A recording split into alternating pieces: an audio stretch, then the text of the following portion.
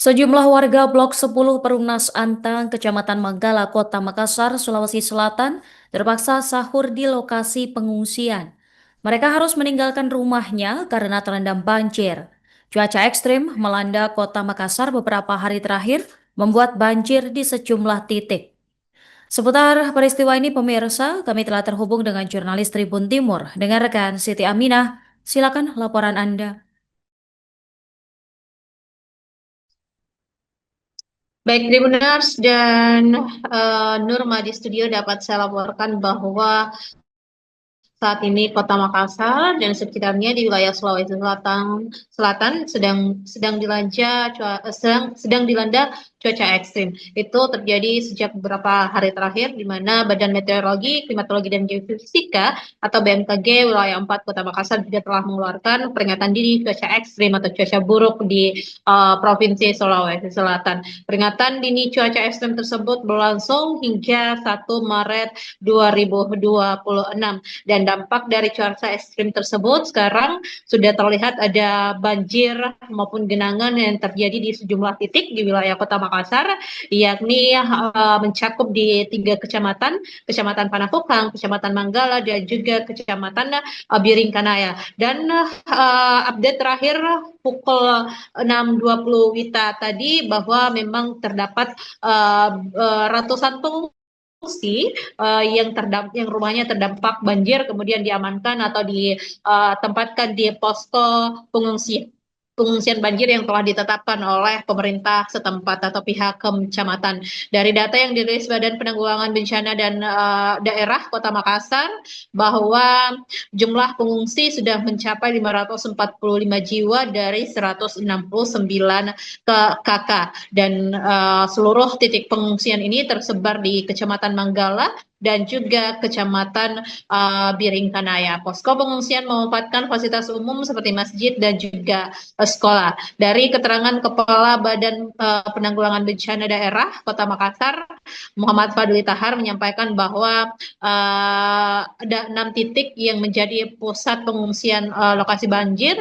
Terbanyak ada di Kecamatan Biringkanaya, yakni di Kelurahan Ketimbang, tepatnya di Masjid Lailatul Qadar BTP Blok AF sebanyak 232 jiwa dari total 545 jumlah pengungsi. Dan pengungsi memang sudah mulai dievakuasi atau masyarakat sudah dimulai dievakuasi pada Selasa malam hingga dini hari kemarin, dan tentunya itu menandakan bahwa mereka melangsungkan ibadah puasa maupun sahur di lokasi pengungsian. Jadi masyarakat yang terdampak banjir menjalankan ibadah puasanya di lokasi pengungsian, baik itu di masjid maupun di sekolah dan posko-posko yang ditempatkan oleh pemerintah Kota Makassar. Dan tentunya mereka disiapkan beragam kebutuhan dasar, mulai dari makanan, sandang pangan, dan juga tentunya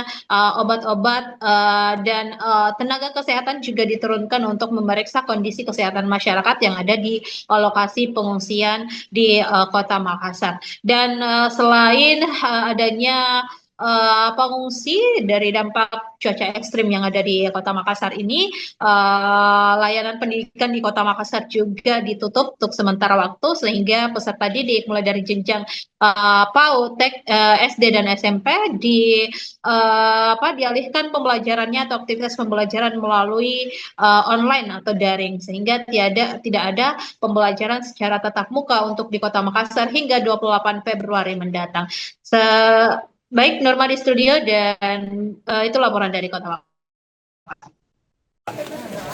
Ada 11 kakak yang mengungsi, tinggi air di bawah lutut di dalam rumah di RT 2 ya. Kita berharap untuk memaksimalkan pelayanan terhadap saudara-saudara kita yang mengungsi, khususnya para balita dan lansia. Mudah-mudahan airnya bisa cepat surut dan tidak ada tambahan lagi pada pengungsi yang ada yang terdampak. Dan teman-teman dari BPBD, Dinas Sosial, seluruh elemen saya minta untuk semua standby supaya pada saat ada yang dibutuhkan bisa respon lebih cepat untuk memberikan bantuan kepada masyarakat yang membutuhkan. Terima kasih.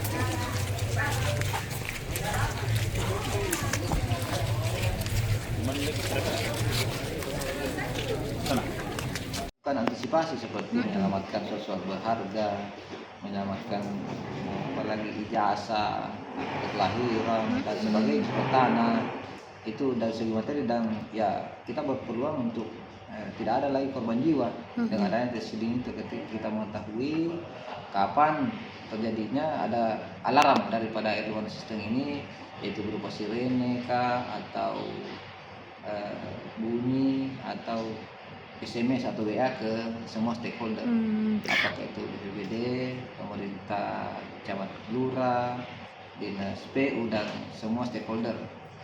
Pak, itu di ketinggian berapa meter airnya baru alarm bisa bunyi, Pak, memberikan peringatan? Jadi sekitar debit air itu sekitar 2.500. Ya, ada memang jadi kita bagi jadi 3, yaitu status waspada, siaga, dan awas. Iya. Ya, di status awas ini atau status merah ini ya memang sudah terjadi banjir, sehingga early warning system ini betul-betul fungsi nantinya memberikan informasi dini, informasi pada saat sebelum ada banjir besar itu. Itu informasinya langsung masuk ke BPBD atau berupa bunyi? Ya, informasi beberapa bunyi alarm ke warga setempat, Oh, iya. dan SMS dan WA ke beberapa semua stakeholder. Oh, terkoneksi langsung, Pak, Di? Terkoneksi langsung. Jadi setiap hari itu ada WA. WA-nya kalau masih status ini 1 kali sehari, kalau status sudah apalagi siaga ya 2 kali sehari, kalau status awas ya berulang-ulang kali, sehingga kita menjadi warning bagi masyarakat dan juga stakeholder. Jadi kita menyiapkan semua potensi seperti dinas PU, dinas sosial, dan lain-lain.